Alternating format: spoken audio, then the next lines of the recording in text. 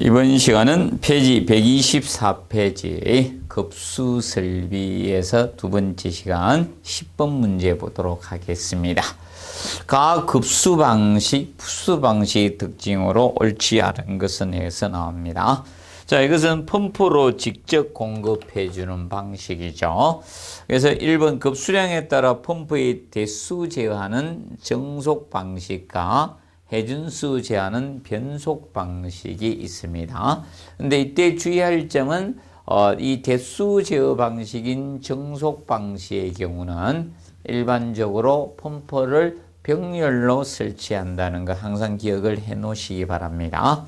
그리고 이번에 상향급수 방식으로 최상층의 수압을 크게 할 수 있는 방식입니다. 그래서 유일하게 최상층의 수압을 크게 할 수 있는 방식이 바로 이 부스 펌프 직송 방식 개념이 됩니다. 부스 방식. 세 번째, 부하 설계 기기와 선정이 적절지 못하면 에너지 낭비가 커질 수밖에 없습니다. 그래서 보통 펌프 이 부스 방식에 우리가 펌프의 양수량, 급수량 산정할 때 우리가 쓰는 것이 순간 최대 예상 급수량을 산정해서 우리가 하고 있죠. 그리고 네 번째 보시면 부스 펌프 방식은 고가 탱크를 병용하면 펌프의 단락을 보완할 수 있다.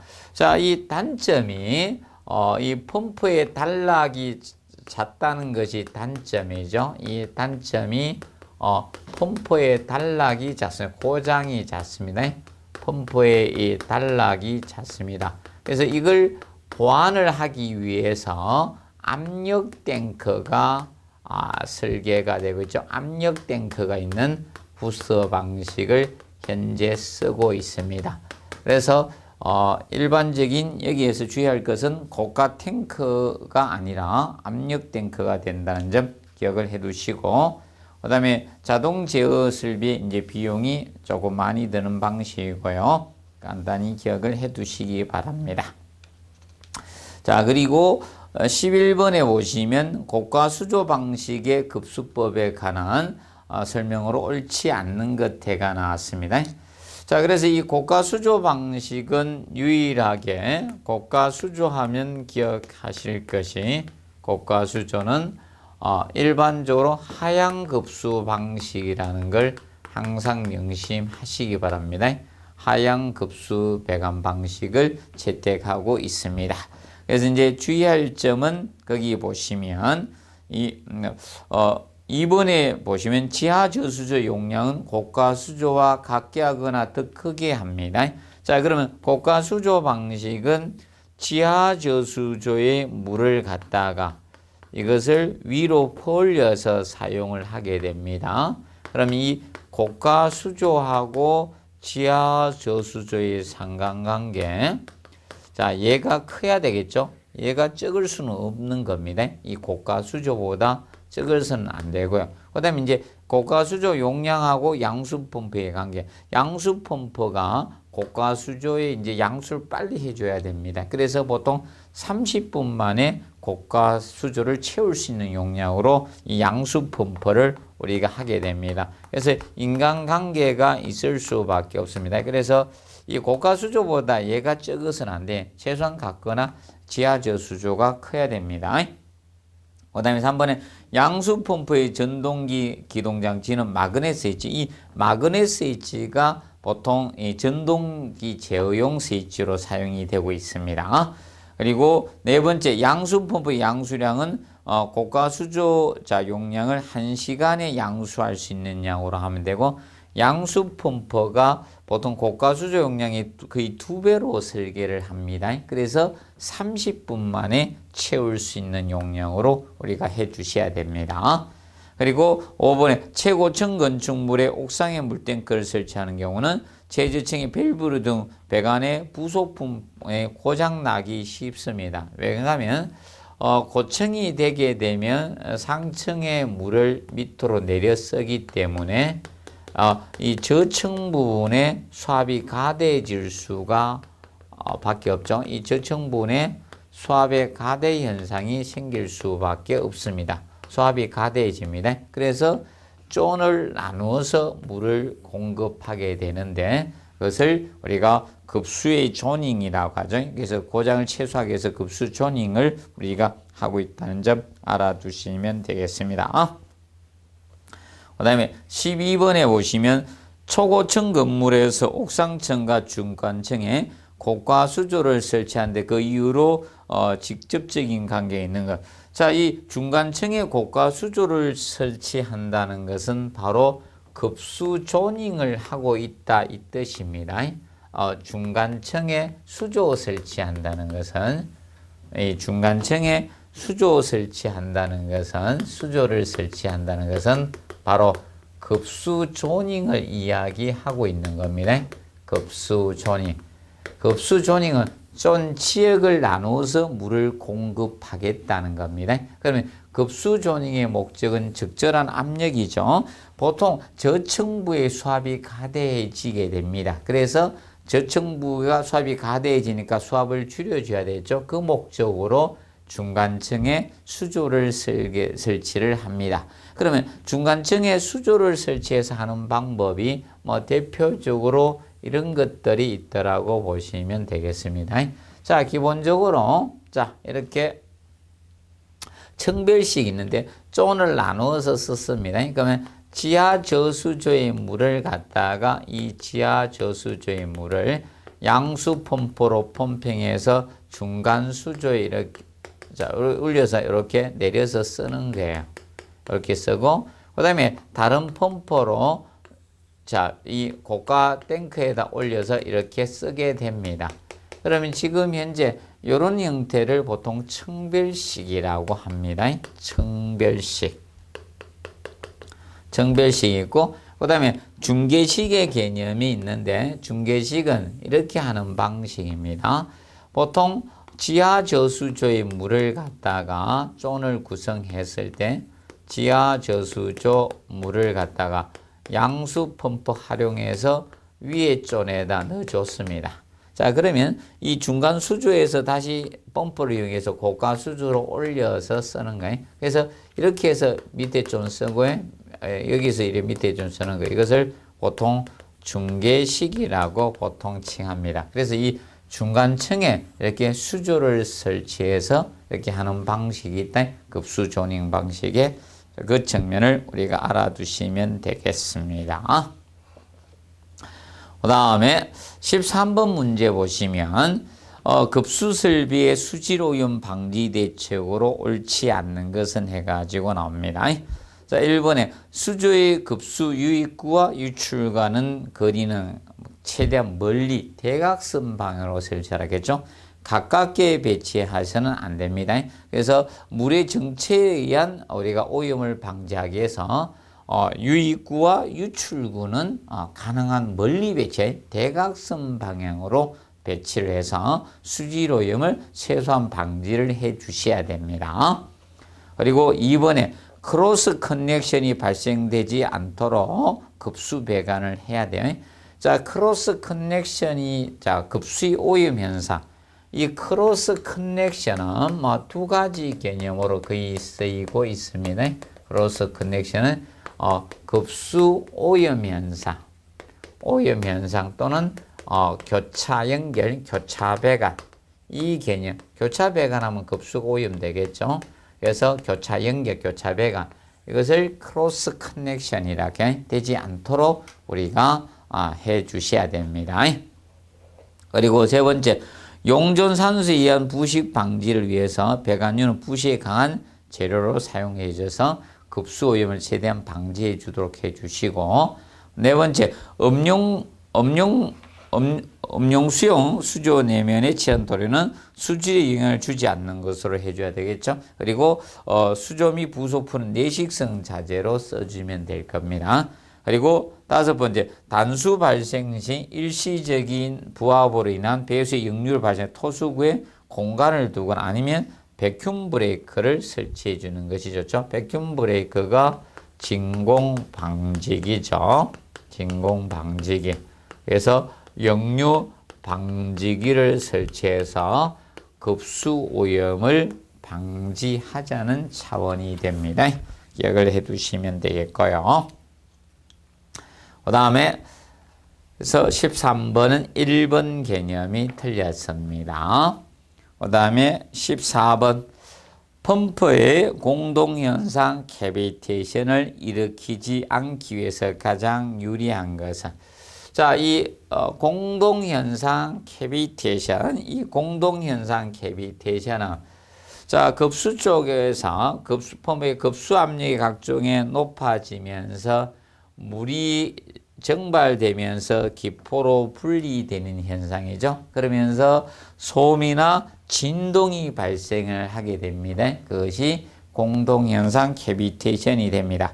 보통 캐비테이션의 원인은 거의 흡입량정이 높게 되면 압력이 높아질 수밖에 없죠. 흡입량정이 높거나 물의 온도가 높을 때 많이 발생을 하는 것이 바로 공동현상 캐비테이션입니다. 그러면 공동현상 캐비테이션을 갖다가 방지하기 위해서는 최대한 흡입량적을 최대한 낮추어줘야 되겠죠. 낮추는 것이 보통 공동현상을 방지하기 위해서 가장 유리한 방법에 해당이 됩니다. 보통 흡입량적이 높을 때 공동현상 캐비테이션은 많이 발생이 됩니다.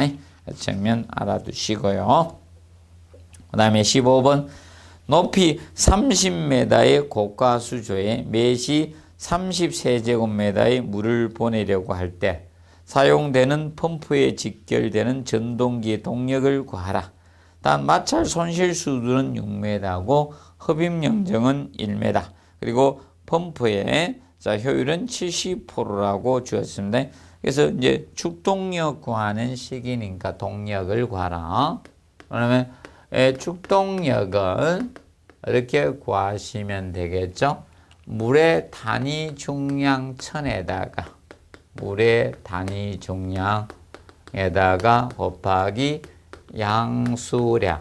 근데 양수량의 단위가 메다 삼성 퍼민 개념이 돼야 되겠죠. 여기에다가 전양정을 자 곱해서 동력이니까 상수가 6120이죠. 6120 곱하기 효율을 곱해서 나누어 주시면 되겠습니다. 자, 그러면 여기에서 양수량의 단위를 확인하시고 항상 양수량은 메다 삼성 퍼민이 되어 주셔야 되겠습니다. 근데 거기 매시 해놨죠? 33제곱미터니까 양수량의 단위가 안 맞았잖아요. 그럼 양수량 단위를 환산해 주신다. 매 시간당 32방미터. 그러면 이건 분당이니까 60으로 나눠줘야 되겠죠. 나누기 60을 하면 0.5가 되겠죠. 그러면 0.5제곱미터 범위 되죠. 분당 기준은 0.5가 되는 겁니다. 양수량. 그리고 양정에 대해서 전양정을 구해야 되죠. 전양정은 높이 30m였겠죠. 고가 수조니까 자 흡입량정 1m. 흡입량정 1m에 그리고 토출량정이 높이 30m니까 30. 흡입량정 1m. 토출량정 30m. 토출량정 30m. 그리고 간내 마찰 손실수도 6m 주어있죠. 6m. 마찰 손실수도 6m. 자, 이것을 합하면 전양정이 되겠죠. 그러면 37m가 나오겠죠. 37m. 자, 나왔습니다. 그러면 이제 대입해서 여러분들이 푸시면 되겠습니다. 자, 그러면 물의 단위 중량 1000에다가 곱하기 양수량 0.5 전양정 37. 자, 나누기 6120 곱하기 효율 퍼센트가 지금 현재 주어진 것이 자 60%죠.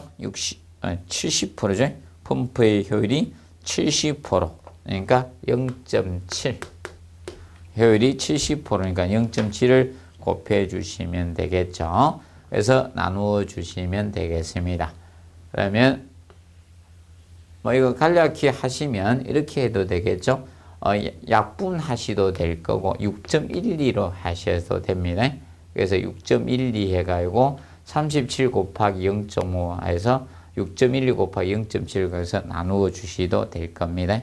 이렇게 해서 계산하시면 되고 거기에는 해설에 보면 0. 여기 잘못 쳐져 있네. 0.7인데 잘못 쳐놨습니다. 그래서 0.7로 수정해 주시면 되겠습니다. 봐두시고 그다음 이제 그 해설에서 126페이지 해설에서 보시면 펌프와 관련돼서 추가적으로 몇 가지 정리를 해 놓으시기 바랍니다. 그래서 이 시계에서 보시면 이거는 동력이나 마력일 때는 4,500이 와주면 되는 거고 그러면 펌프의 축동력 개념 축동력은 위에 분자하고는 비례관계, 양수량이나 양정하고는 비례관계고 펌프의 효율하고는 반비례관계가 된다는 점을 우리가 정리를 해 두시기 바랍니다. 그리고 양정적인 측면에서 우리가 흡입양정하고 토출양정 두 가지만 플러스하면 실양정이었죠. 실양정 개념은 실제 무릎부분 높이는 실양정은 흡입양정 플러스 토출양정 두 가지 플러스하면 이것은 실양정 개념이 된다. 근데 마찰 손실 수도까지 고려해 주면 그것이 전양정 개념이 된다겠습니다. 알아두시고요. 보통 펌프의 이제 구경이 클수록 효율은 보통 증가가 됩니다. 그리고 풋드밸브는 사실 원래는 이 흡입구를 우리가 풋드밸브라 했죠. 원래 발음상은 풋밸브 개념이 맞는데 보통 풋드밸브라고 많이 쓰십니다. 풋드밸브. 그래서 풋드밸브는 체크밸브의 역할을 하는 것은 흡입관에 항상 물이 차 있도록 하는 역할을 하라는 겁니다. 체크밸브가 원래 역류 방지용 밸브잖아요. 흡입관에 물이 항상 차 있도록 하는 역할을 하라는 겁니다. 그리고 상수도 사업본부 이 수도 본관에서 찌꺼기가 좀 들어옵니다. 그것을 고가수주로 퍼올리면 안 되기 때문에 찌꺼기 유입을 방지하는 그 역할까지 해주라는 겁니다. 그 점 알아두시고요. 그다음에 공동현상 캐비테이션에 대해서 현상은 알아두시기 바랍니다. 그래서 아직 현상적인 측면 내지 않았어요.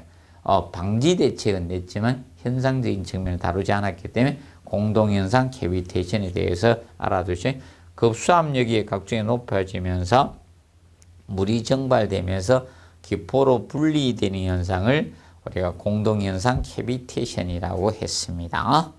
그 측면 우리가 봐두시기 바랍니다.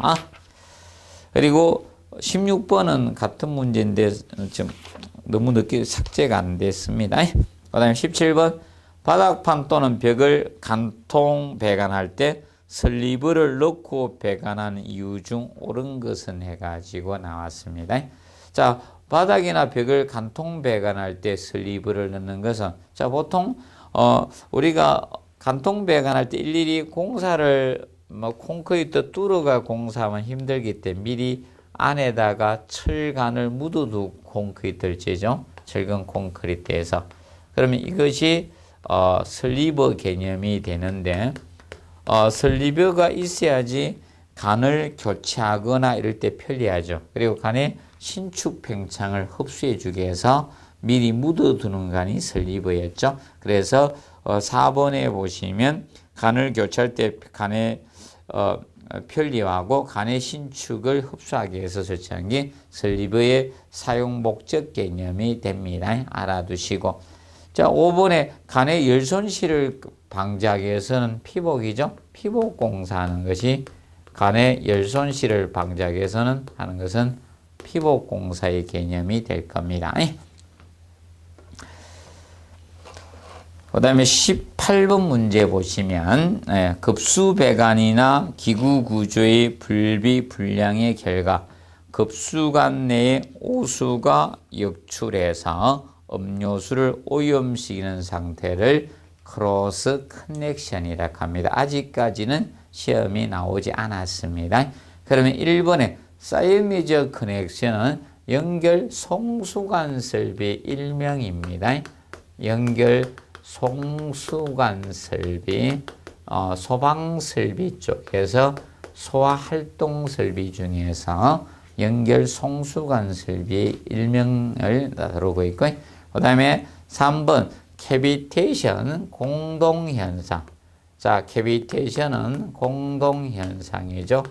펌프에서 급수압력이 각중에 높아지니까 이 물이 증발되면서 기포로 분리되는 현상을 공동현상 캐비테이션이었죠. 그리고 4번 습격작용 워터해마. 습격작용 워터해마. 습격작용 워터해마는 유속의 흐름을 급정지함으로써 물이 와서 햇맞이를 것이 워터해마였죠. 워터해마. 그 다음에 5번에 콜드 드래프터. 콜드 드래프터는 자, 겨울철에 차가운 공기가 창문은, 자, 우리가 창호가 있게 되면 유리창이 있습니다. 유리창은 보통 일반 벽체에는 단열재를 사용하는데 유리는 단열재를 사용할 수는 없잖아요. 그렇기 때문에 다른 데보다 열 관류가 심할 수밖에 없죠. 그래서 차가운 공기가 유리 주변에 있어요. 그 차가운 공기가 바닥 아래로 하강하는 현상을 콜드 드래프트라고 해요. 그러면 콜드 드래프트로 인해서 사람이 실에 있을 때 제실자가 추위를 느끼는 것이 바로 콜드 드래프트 현상 때문에 추위를 느끼는 거죠. 방에 앉아서 바닥이 하반신이 차가운 것이 바로 콜드 드래프트 때문이죠. 그래서 거기 5번의 콜드 드래프트를 방지하기 위해서, 그래서 콜드 드래프트 이것을 현상을 방지하기 위해서 보통 난방을 할 때 창문 아래에 방열기를 설치하는 거예요.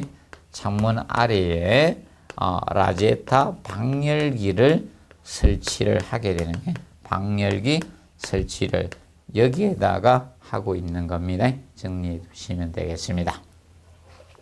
그 다음에 19번에 음료수 저수 탱크에서의 오염 방지 대책 등에 관한 설명으로 옳지 않는 것은 1번에 다른 목적에 배관을 해서는 안 됩니다. 급수 이외의 목적에 배관하면 급수의 오염의 원인이 될 수 있겠죠.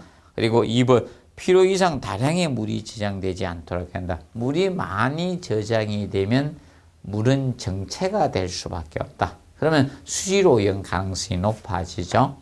그리고 세 번째, 탱크는 청소 등에 대비해서 2조 이상으로 나누어 주시는 것이 좋고요. 그 다음에 네 번째, 유입구와 유출구는 가능한 멀리 배치해야 된다. 대각선 방향으로 배치해서 물의 정체에 의한 오염을 방지하도록 우리가 설계를 해 주셔야 됩니다. 그리고 다섯 번째, 탱크 하부를 제한 5면의 보수정 스페이스를 확보하는 것은 아니라 6면 모두 공간 확보해야 된다. 단지 공간 확보 치수의 개념이 약간 차이겠다. 자, 물탱크 상부에는 사람이 올라가야 되기 때문에 100cm 이상으로 하고 기타면은 최소 작업 공간인 60cm 이상을 우리가 확보하는 개념으로 가고 있다는 점 기억을 해 놓으시면 되겠습니다. 그래서 5번 개념이 틀렸습니다. 그 다음에 20번 보시면 자, 급수배관 시공상 주의사항에 관한 설명으로 옳지 않는 것은 1번 옥상 탱크식 급수배관에서 하향, 자, 우리가 배관의 행주주간은 행주주간과 각층의 행주간은 선하향 구배로 한다. 자, 보통 일반적으로 옥상 탱크식 바로 고가수조 아닙니까? 고가수조는 하향급수 방식 형태를 채택해 쓰고 있죠. 그렇다고 무조건 선하향 구배는 아닙니다. 모든 구배가 선하향 구배가 되는 것은 아니고요. 자, 고가수조의 물을 이렇게 내려 쓰게 됩니다. 그렇게 되면 당연히 이 구배는 선하향이 맞습니다. 하향 구배. 앞을 내려주는 구배로 가는 것은 맞다. 앞내린 구배로 가는 것은 맞다는 겁니다. 맞습니다. 그런데 이때 앞내린 구배로 가주면 되는데 이때 각층의 이 수평 주가는 개념은 다르다. 이 각층에서는 우리가 상향 구배가 아닌 이 각층은 각층 행주간 수평 주가는 이거는 선상향 구배로 해야 됩니다. 선상향 구배. 그래서 아볼링 구배로 해 주셔야 됩니다. 그래야지 나중에 여 밑에 배수 밸브를 열었을 때 이 배관의 물이 완전히 배제될 수가 있습니다. 그래서 각층 수평 주간을 조금 주의를 해 주시면 되겠습니다. 그 다음에 2번 공기 빼기 밸브, 에어벤츠 밸브는 굴곡 배관이 되어서 공기가 정체되는 부분에 설치해서 공기를 제거해 줘야 되죠. 그래서 물의 흐름을 원활하게 해 주셔야 됩니다. 그리고 지수 밸브는 보통 분기점에 설치해서 국부적인 단수나 또는 수량 수압을 조절해 주는 밸브가 지수 밸브였습니다. 그래서 이거는 분기점에 설치된다는 것을 정확히 알아두시고요. 그 다음에 배관의 수리 교체가 용이하도록 적당한 위치에 이런 프렌지염이나 이런 것을 해서 쉽게 수리 교체할 수 있도록 우리가 해 주셔야 됩니다. 그리고 5번에 음료용 급수관과 다른 용도의 배관은 크로스 커넥션 해서는 안 된다. 정면 알아두시고요. 다음에 20번 뒤에 보시면 그래서 페이지 128페이지 급수 배관 주의사항에 대해서 추가적으로 해놨습니다. 정리를 해 두시고요. 그리고 거기에서 보시면 특히 우리가 좀 정리를 해 두실까 10번에 보시면 상향급수 배관법하고 11번에 하향급수 배관 방식이 나옵니다.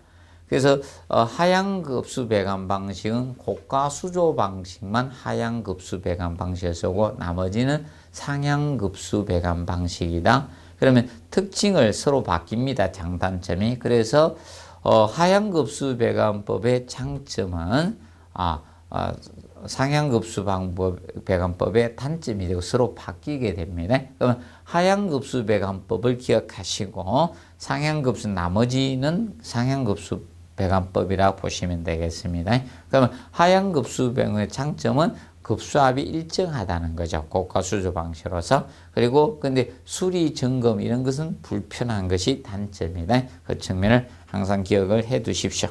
그리고 12번에 천장 속 급수관에는 이 여름에 결로가 생길 수가 있죠. 그래서 결로를 방지해서 이 방로 피복이 필요하다. 천장 속의 배관 아파트의 세대 내 천장 속의 배관은 동결 우려는 없지만 우리가 여름철에 차가운 물이 가니까 결로가 생길 수 있죠. 결로를 방지하기 위한 이 방로 피복이 필요합니다. 겨울철에 동파를 방지한 것을 방동 피복이라고 하고 이것을 여름철에 결로를 방지한 것을 방로 피복이라고 칭하고 있습니다. 자, 그리고 21번 문제 보시면 급수배관 설계 및 시공상 주의사항으로 옳지 않는 것. 1번 바닥 또는 벽을 간통하는 배관은 미리 슬리브를 배관해서 간의 교체 이런 것을 편리할 수 있도록 해 주셔야 되겠죠. 그리고 2번 배관 개통의 수압시험 피복 공사를 한 후에 행한다. 보통 배관 공사가 완료가 되면 배관 공사 완료를 하게 되면 먼저 수압시험을 먼저 진행을 해야 돼요. 수압시험을 하고 나서 그리고 나서 피복공사가 이루어지게 됩니다. 피복공사. 그러면 피복공사 전에 수압시험이 이루어져 주셔야 됩니다. 그리고 3번에 초고층 건물에 거대한 급수압으로 인한 피해를 줄이기 위해서 급수 조닝을 우리가 해 주셔야 되겠습니다. 급수 조닝. 그리고 네 번째, 배관 계통에는 지수 밸브를 달아서 급수 계통의 수량 수압을 조절할 수 있도록 해줘야 됩니다. 그래서 특히 그 배관 계통은 분기점이다. 분기점에 설치해서 우리가 조절해 주도록 해주시면 됩니다. 자, 급수배관의 최소 직경은 15mm를 기준 잡고 있죠. 근데 급탕에서의 최소 간격은 20mm고 급수의 최소 간격은 15mm 개념이 됩니다. 그리고 22번 문제 보시면 다음 사항은 급수 설비에 관한 설명으로 옳지 않는 것. 1번에 습격작용은 에어챔버를 설치함으로써 완화시킬 수 있다. 맞죠? 습격, 에어챔버 공기실이었습니다. 워터에만 습격작용을 방지하기 위해서 우리가 기구류 가까이에 설치했고요. 그 다음에 2번에 급수 간의 간격은 균등표에 의해서 결정할 수도 있죠. 간균등표가 있습니다.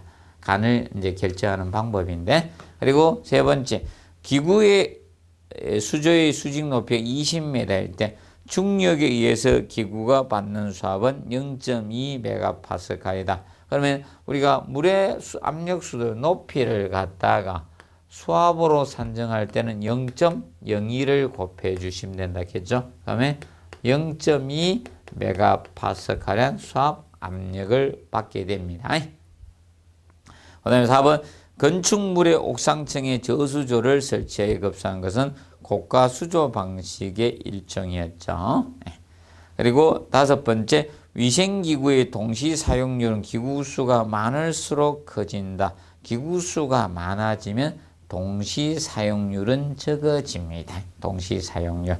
그럼 보통 기구수가 2개까지는 동시 사용률이 100%의 개념이 됩니다. 100%예요. 100%고. 그 다음에 기구수가 많아지면 동시 사용률은 떨어진다라고 보시면 되겠습니다. 2개가 100%고, 만약에 5개가 됐다. 5개가 되면 70% 정도 이렇게 보시면 됩니다. 3개일 때는 80% 이렇게 동시 사용률은 개수가 많아지면 우리가 동시 사용률은 줄어들게 됩니다. 그래서 5번 개념이 틀렸습니다. 그리고 23번에 위생기구에 연결되는 급수관의 직경으로 옳지 않는 것은 해가지고 나옵니다. 자, 이 세면기는 15mm 최소간을 쓰고 있고요. 그 다음에 대변기, 대변기는 거의 다 15mm가 많이 쓴다. 하이탱크든 로탱크든 이런 거의 15mm를 쓰는데 주의할 것이 세정밸브식 대변기의 경우는 25mm를 씁니다. 얘는 급수관을 다이렉트로 변기에 연결을 하기 때문에, 세정밸브로 직접 연결하기 때문에 세정 수량이 충분히 확보돼야지만 변을 세정할 수가 있습니다. 그래서 이 급수관이 최소 25mm 이상은 확보를 해야 됩니다. 그래서 25mm로 가고 있다는 점을 우리가 알아두시면 되겠습니다.